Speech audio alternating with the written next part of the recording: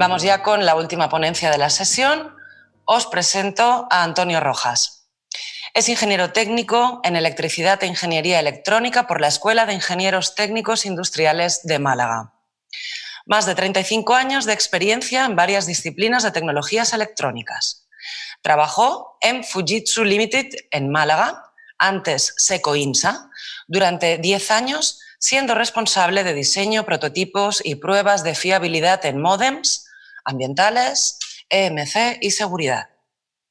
Posteriormente, en CTCom, Laboratorio de Ensayos para Sistemas y Productos Electrónicos, marcado CE, EMC y seguridad, ensayos ambientales, etc. Después de AT for Wireless, y ahora es DECRA. Desde 2005 es presidente del CISPR SC210 a nivel nacional. Después, si te parece, Antonio, nos cuentas exactamente qué significan estas siglas, porque no las hemos conseguido encontrar. Perteneciente al Comité Técnico de Normalización CTN 208, perturbaciones radioeléctricas de AENOR. Finalmente, se unió a Premo en 2007 para trabajar en sistemas de identificación por radiofrecuencia, productos y marketing responsable del negocio de RFID, obteniendo un máster por EADA sobre gestión de producto. Director de tecnología y ahora responsable de marketing y ecosistemas en la compañía, apoyando principalmente la demanda de tecnología para el proceso de I+D, marketing corporativo, interno y externo, y ecosistemas formados por proveedores, clientes, universidades, centros tecnológicos, prescriptores y foros nacionales e internacionales relativos al negocio principal. Nos presenta su ponencia, la innovación como columna vertebral y palanca del crecimiento. Adelante, Antonio Rojas. Bienvenido. Gracias, Oriana.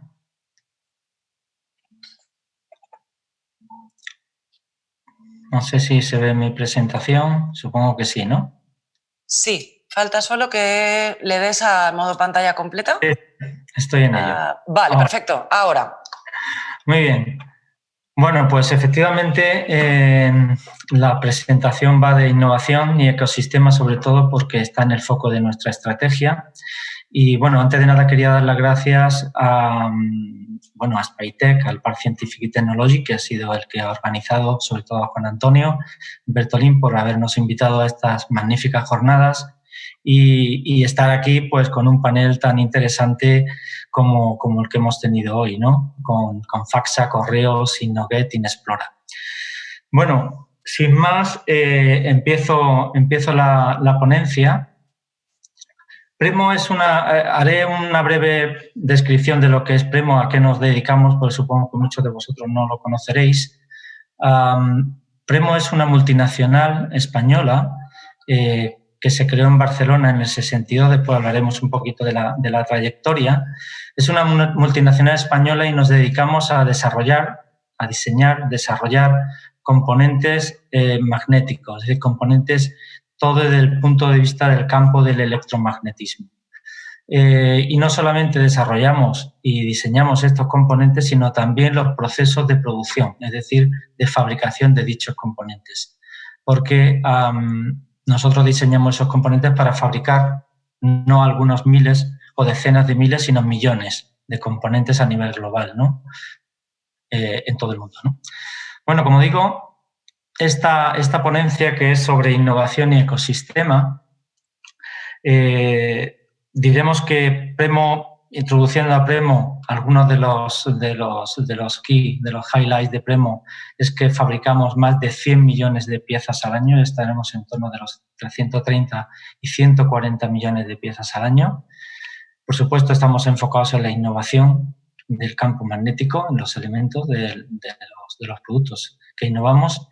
Y tenemos más de 55 patentes activas en este momento, más de 130 patentes desde el año 62 en el que se creó la compañía. Más de 1.200 empleados en todo el mundo y con un fuerte crecimiento desde el año 2013 hasta el año 2018 hemos tenido un crecimiento sostenido de un 20%. Somos un proveedor global, ¿vale? A nivel mundial. Nuestros clientes están en todo el mundo.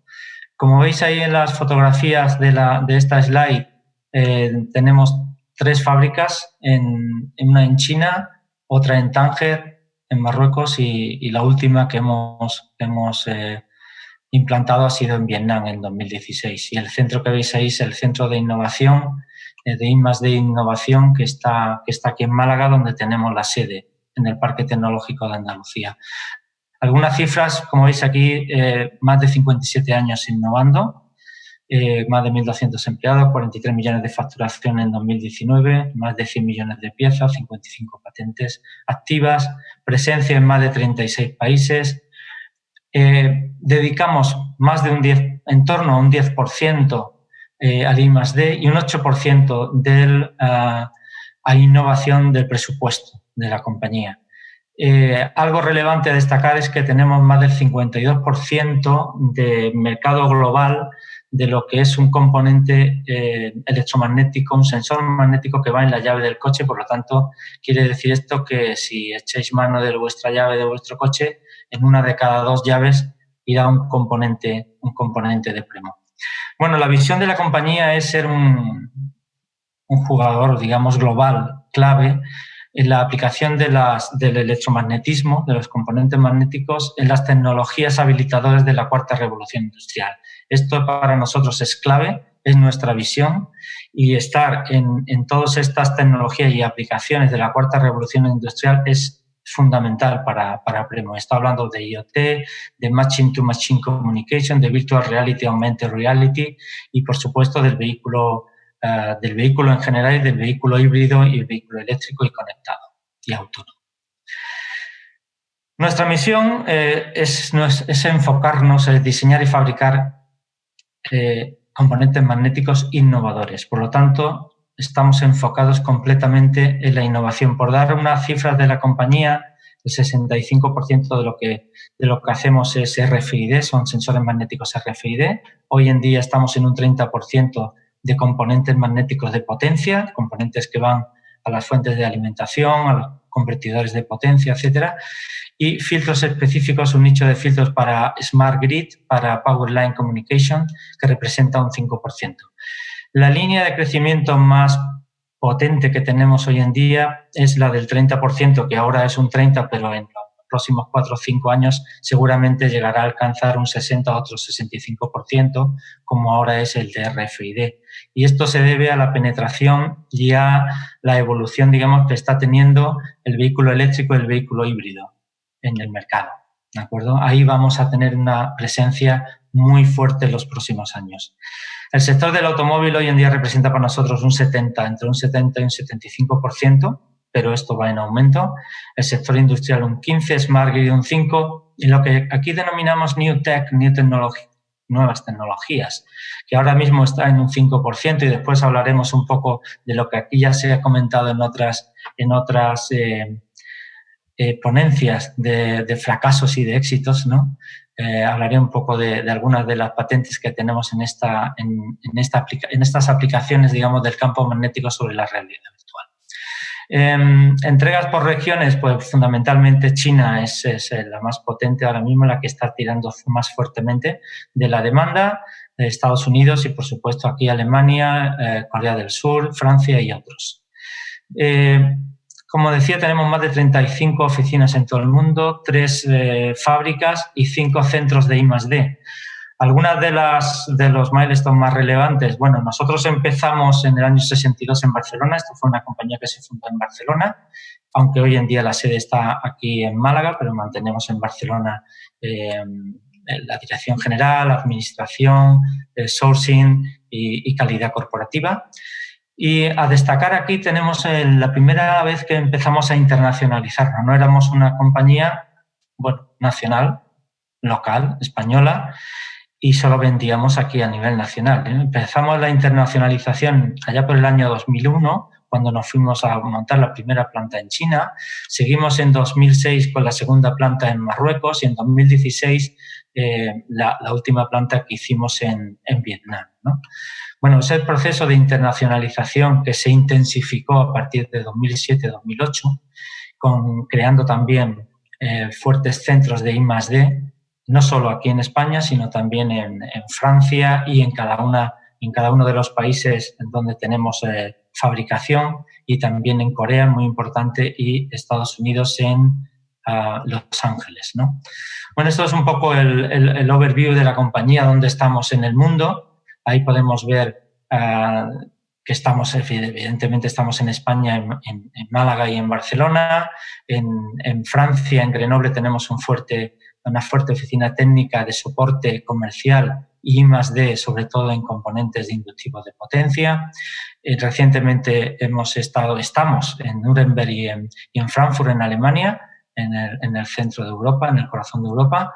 En Corea del Sur también tenemos una fuerte oficina técnica de soporte técnico y comercial, principalmente para uno de nuestros principales clientes, que es Hyundai Kia Motors. En Vietnam tenemos una fuerte fábrica, una fábrica de las más modernas del grupo. En China, Wuxi, donde tenemos la primera, también en India, en Bangalore, y en América, en California, en Yorba Linda, cerca del Silicon Valley, ¿no? A una hora del Silicon Valley. Bueno, estos son los 3 centros de producción que tenemos, cada uno orientado también a un área y a una región específica. China, lógicamente, casi el 100% para China y parte para Asia. Vietnam para Asia, Pacífico y China también. Y Marruecos, sobre todo, está orientado a Europa y a Estados Unidos. Y estos son los 5 centros de producción de I+D, de innovación y de I+D que tenemos en la compañía. El más relevante, lógicamente, está aquí en Málaga, pero también en Grenoble, en Corea del Sur, en Vietnam y en Tánger, en Marruecos. Cuando hablamos de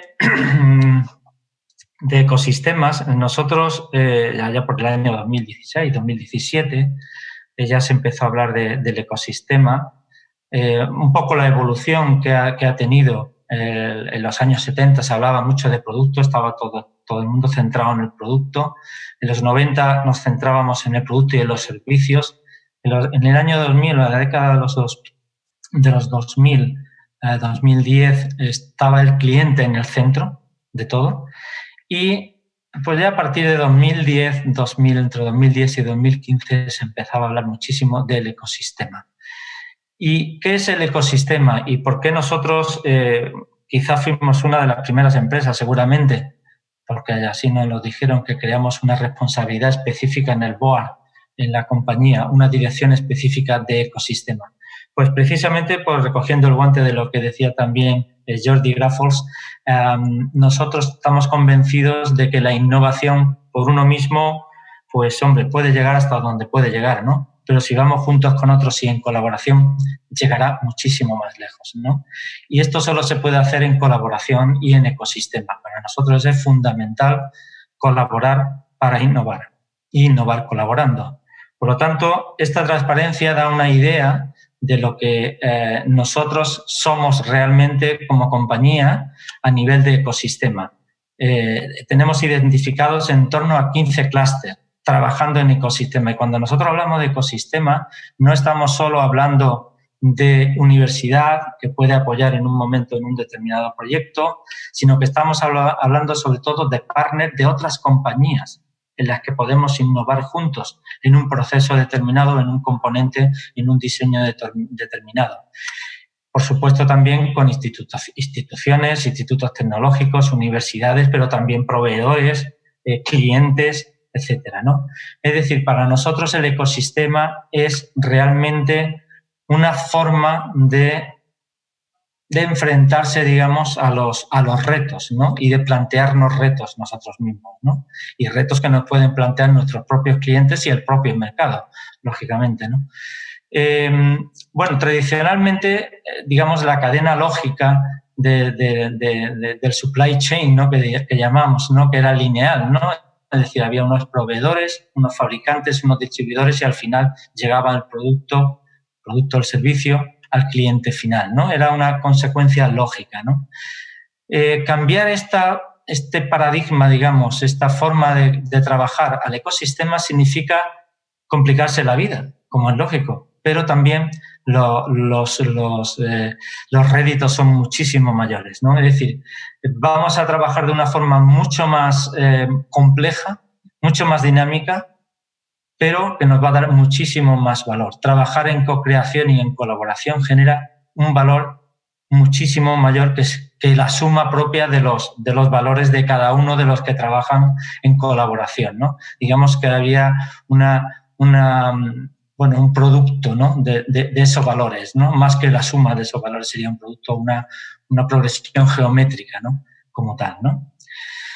En las tendencias tecnológicas de lo que hablamos aquí dentro de Premo, digamos, el posicionarnos o el posicionamiento de Premo, que sería capitalizar estas tendencias tecnológicas, estamos hablando fundamentalmente de aplicaciones en el entorno del automóvil, del vehículo, entendido como vehículo en general, no solamente vehículos ligeros, smart grids, industrial y telecomunicaciones, el Internet de las cosas y lo último que hemos incorporado en la compañía como fundamental y como un reto y en el que estamos involucrados es la realidad virtual aumentada y realidad mixta, ¿no? Es decir, aprovechar el campo magnético, el campo electromagnético, los sensores del campo electromagnético para aplicarlos en este campo que es fundamental y que ya hemos visto cómo se está trabajando por Explora en este terreno, ¿no? Nosotros, lógicamente, como ya habéis podido ver, estamos más en el mundo del hardware, ¿no? Del hierro, de los componentes, que en el mundo del software.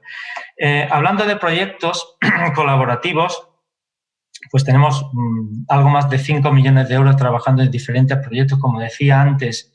Estos proyectos colaborativos que se hacen con otras empresas y con universidades en colaboración, tenemos diferentes perfiles de proyectos, ¿no? CEDETI es uno de los más relevantes con los que trabajamos en España y supongo que muchos de vosotros también trabajaréis con CEDETI en financiar este tipo de proyectos. CEDETI, proyectos de innovación y desarrollo de I+D, ¿no? Los P+D, ahí tenemos 3 proyectos, 2 de los cuales tienen que ver muchísimo con lo que estamos sufriendo estos días y en estos meses, ¿no? Desde marzo, que es con la pandemia.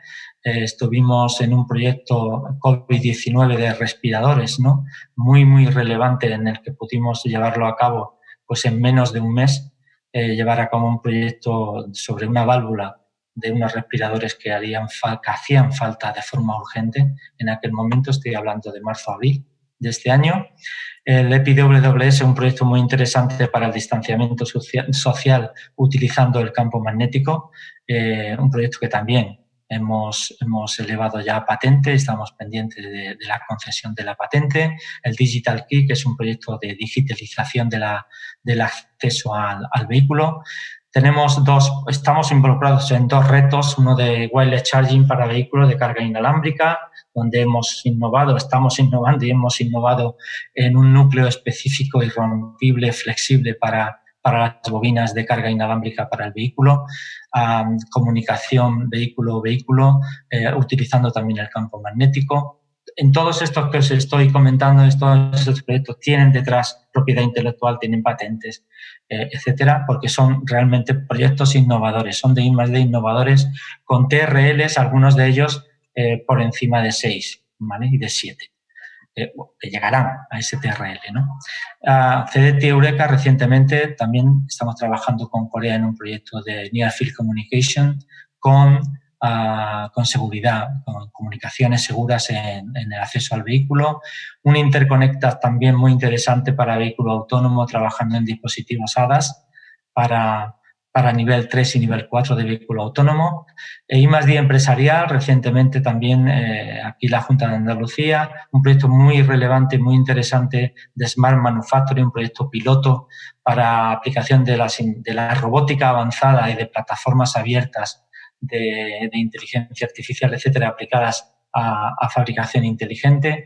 Y 2 proyectos europeos también muy relevantes, como un H2020 y un Excel, que hablan, digamos, o desarrollan tecnología para una red híbrida en DC-AC, en corriente continua, y una fabricación europea, tener soberanía para fabricar europea y fundir semiconductores de potencia en carburo de silicio, ¿no? En silicón. Silicon Carbide.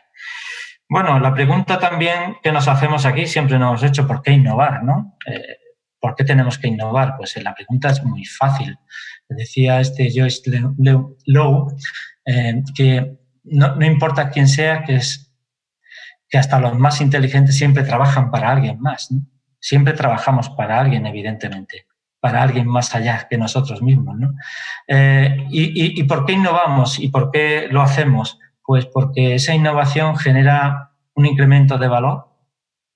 Eso genera también más escala del producto o del servicio que estés innovando, mayor cash flow, por supuesto, y por supuesto permite mayores inversiones y clientes más satisfechos y accionistas más satisfechos, es evidente. Y esto, al final, estamos en un círculo virtuoso, ¿no? Esto es lo que nosotros entendemos que debemos hacer, innovar de forma continua, continuamente innovando. Y si es de forma disruptiva, pues muchísimo mejor, ¿no? La innovación y la protección, por supuesto, de la propiedad intelectual para nosotros es central. Habíamos dicho al principio de la ponencia, de la columna vertebral donde radica las claves del crecimiento de Premo.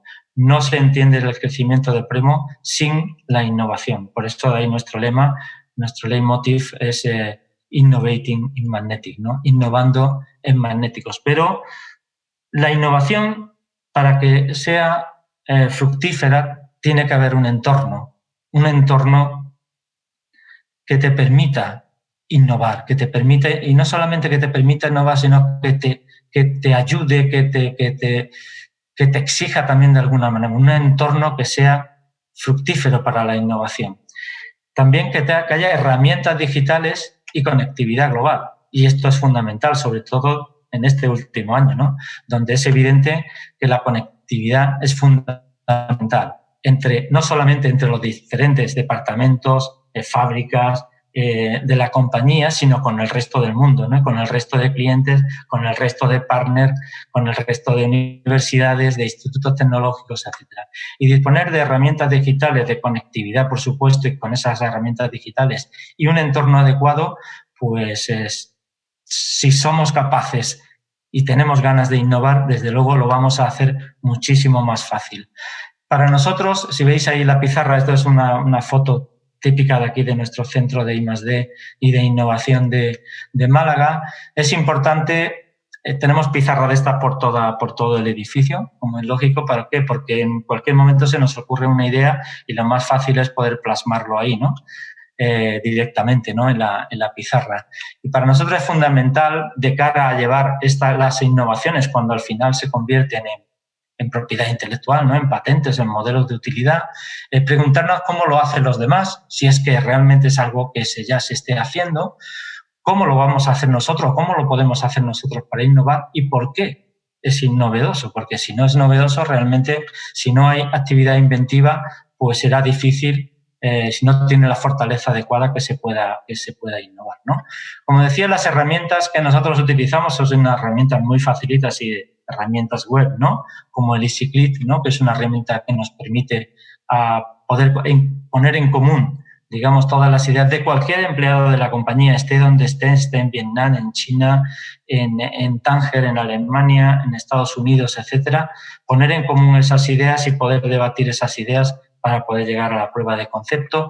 Y el Zoho, que es un típico programa, digamos, de desarrollo de planificación y de ejecución de proyectos, ¿no? Porque al final las ideas se tienen que convertir en un proyecto que al final se lleve a un componente o a un servicio, etcétera, que pueda ser monetizado, ¿no? En definitiva, ¿no? Bueno, algunas de mis compañeros ya han hablado de la metodología de la innovación. Aquí tenemos el típico embudo, ¿no? El típico túnel donde aparecen, como primeros retos, toda la tormenta de ideas, etcétera, las posibles soluciones, los prototipos y pruebas que se pueden hacer y al final, si esto se materializa en un proyecto realmente que sea interesante, ¿no? La herramienta esta, como decía, del EasyClit, pues nos permite poder hacer esto desde nuestra casa, cada uno de nosotros, desde nuestra oficina, desde cualquier país en el que estemos, de cualquier parte del mundo, ¿no? Y como digo, hacia dónde innovar es la primera pregunta, ¿no? ¿Dónde están esos retos? ¿Quién pone esos retos? ¿Nos lo pone el mercado en muchos de los casos? Pues seguramente nos lo ponemos nosotros mismos cuando vemos una necesidad o nos lo pone un cliente, ¿no? En definitiva, al final tenemos un reto. No, hay que diferenciar claramente qué significa para nosotros una mejora continua y una innovación, ¿no? Para nosotros innovación no es la mejora continua ya es algo que está digamos, interiorizado en la compañía, ¿no? Tanto en los procesos como en el propio diseño de los componentes que hacemos. Para nosotros innovar es ir mucho más allá y es rara vez una innovación nuestra no acaba en una propiedad intelectual, en un modelo de utilidad. Digamos que acaba ahí porque nuestra idea de siempre es proteger lo que estamos innovando, ¿no? Colaborar para innovar, por supuesto, que es el siguiente paso. Pasar de ese concepto, de esa idea al proyecto y por último, tener el resultado de esa innovación, tener, digamos, delante de nosotros ese componente, ese servicio, etcétera. En nuestro caso, ese componente, ¿no?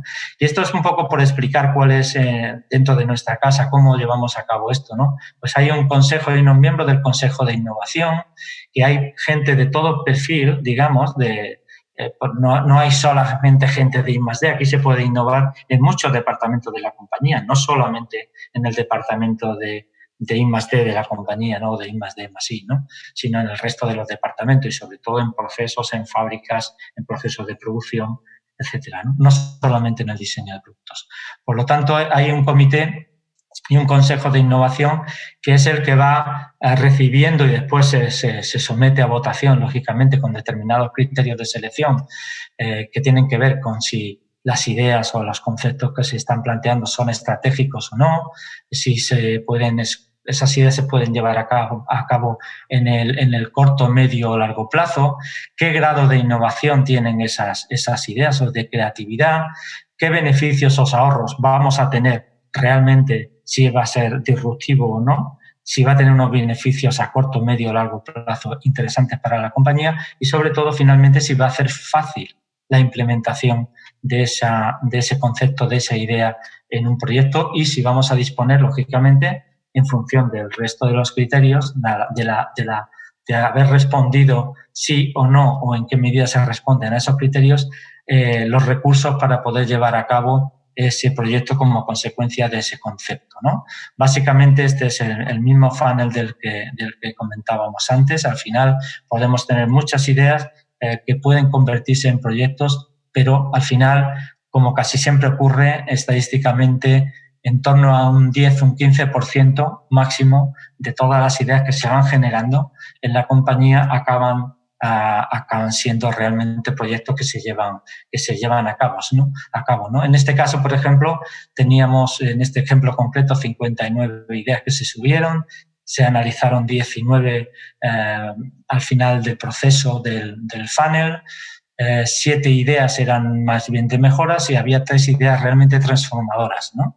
Entonces, 3 ideas que realmente eran disruptivas y podían generar buenos beneficios a medio y largo plazo y, por lo tanto, esas 3 ideas se han llevado a proyectos. Y como en toda acción, digamos, de co-creación, de creatividad, de innovación, ¿no? Y de curiosidad que hay que tener en estos casos, ¿no? Por todos los trabajadores, por todas las personas que trabajan en la compañía, pues al final siempre hay, pues un incentivo, ¿no? Que aquí lo denominamos oro, plata y bronce, pues en función de la idea, ¿no? De la idea más disruptiva, etcétera, de la cadena de valor, de la facturación, de lo relevante que puede ser para la compañía, un premio plata o un premio bronce. Estos premios, hay premios de reconocimiento, incluso premios también que acaban siendo premios en metálico para los proponentes, ¿no? Para los que tuvieron, digamos, la idea que finalmente se ha llevado a concepto o a proyecto finalmente, ¿no? Este es un poco el esquema del Zoho, que es uno de los programas que utilizamos para planificar y gestionar los proyectos, ¿vale? Aquí es donde se pone, digamos, se responsabilizan a las personas y las tareas para los proyectos. Y voy a entrar un poquito brevemente, porque me quedan unos 2 minutos, hablar de patentes. Patentar para nosotros es un método simple, digo simple, pero no es que sea fácil, ¿eh?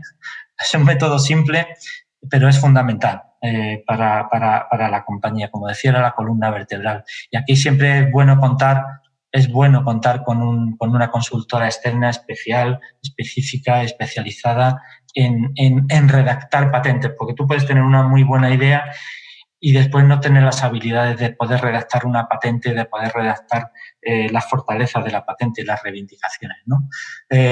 Por supuesto, siempre hay que tener claro qué problema técnico se quiere resolver, ¿vale? Eso es fundamental. ¿Cómo lo resuelven los demás? Como decía antes, se trata de una búsqueda muy intensiva de qué es lo que hay, qué es estado del arte, qué no es estado del arte, cómo lo resolvemos nosotros y qué aportamos nosotros realmente a la resolución o a ese reto que nos hemos planteado y por qué es innovador. Esto es fundamental porque si no vemos claramente la innovación y la reivindicación y la fortaleza de la patente, será fácil que nos la echen atrás, ¿no? Que no evolucione hacia realmente a que concedan dicha patente. Y simplemente por dar una idea de una de las patentes más relevantes que presentamos entre 2001 y 2004 y que nos conseguimos en 2004. Desgraciadamente, aquella patente en aquel momento solo se presentó a nivel español y no a nivel internacional. Ya aprendimos la lección en su día. Este es el sensor magnético 3D coil que va en la llave de los vehículos. Como os decía, que tenemos más de un 52% de cuota de mercado, que pasamos de esta innovación de tener 3 componentes discretos a uno solo en torno a un mismo núcleo magnético, ¿no? De aquí se han generado varias patentes desde entonces, todas ellas internacionales, por supuesto, ya no solo nacionales. Y esto es una de las innovaciones que más beneficios y más retos y más réditos nos han dado en la compañía, ¿no?